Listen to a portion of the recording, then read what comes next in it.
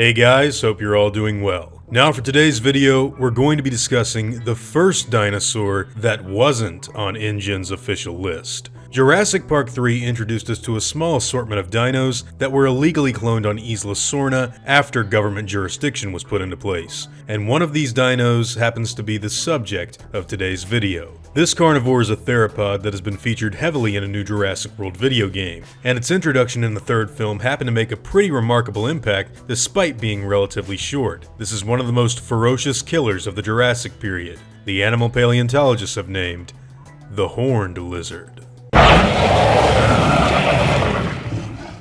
Ceratosaurus was a member of the Ceratosauridae family, and it was first described by Othniel Charles Marsh in 1884. Discovered by a farmer named Marshall Parker Felch just 1 year prior, the very first Ceratosaurus remains were found in a very rare condition. The skeleton was almost entirely complete. The animal's skull was relatively large compared to the overall size of the body, and it came with a noticeable nose horn spiking out at the end of its snout. The dinosaur's eyes were also adorned with bony ridges that formed the lacrimal bones, something similar to what we see in animals like the Allosaurus. Now, the bony nose horn of Ceratosaurus has long been speculated to have been used in a variety of different situations, with some scientists such as the aforementioned Othniel Charles Marsh and even Gregory S. Paul believing that it could have been used as a weapon in combat. However, other paleontologists believe that the horn would more than likely have been brightly colored and only used for display purposes. The deep jaws of Ceratosaurus were filled with large serrated teeth, and its short stubby forelimbs came complete with 4 digits.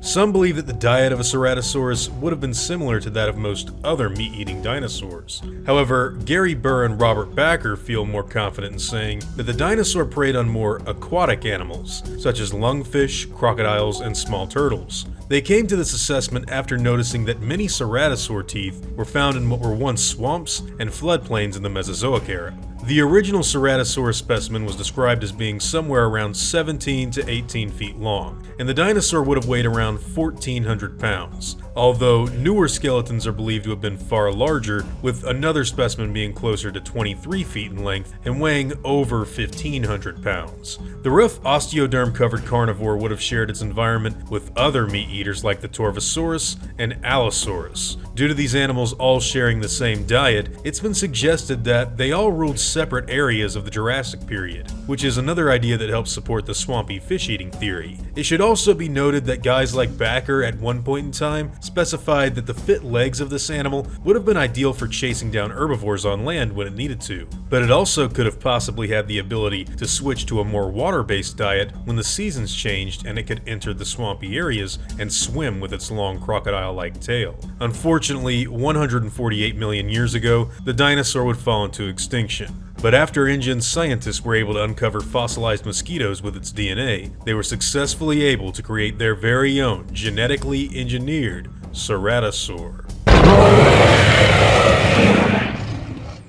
Jurassic Park Ceratosaurus was first bred on Isla Sorna in 1999. This animal, as well as the infamous Spinosaurus, were not on InGen's official list of cloned dinosaurs, and instead they were actually cloned illegally during a period in time where the company had recently shifted hands. Both creatures were a part of the cryptic Amalgam testing, which is believed to have been some sort of gene splicing program by the genetics company. The only variation that we are currently aware of is one with a dark red skin tone. This color comes complete with black stripes and a much more pale underbelly. The dinosaur can only be seen in one specific scene in the entire franchise, which is when it approaches Alan Grant and the Kirbys after they'd successfully retrieved a satellite phone. Now, InGen's clone Ceratosaurus is said to be around 30 feet long and 12 feet tall, far bigger than their real-life counterparts. As with all of InGen's clone theropods, their skulls are shrink-wrapped, meaning you can see the bony places on their faces when you shouldn't be able to be. Their wrists are also pronated, and they're noticeably bulkier than what actually existed in the fossil record.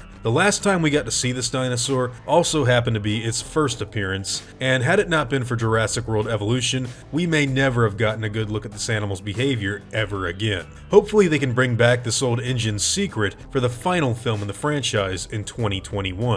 Now, what do all of you guys think about the Jurassic Park Ceratosaurus? I know it's far larger and a bit weird in the grand scheme of things compared to some of the other medium-sized carnivores, but I still think it's a pretty cool addition to JP3. Whatever your own thoughts and opinions happen to be, I'd love to hear them in the comments down below.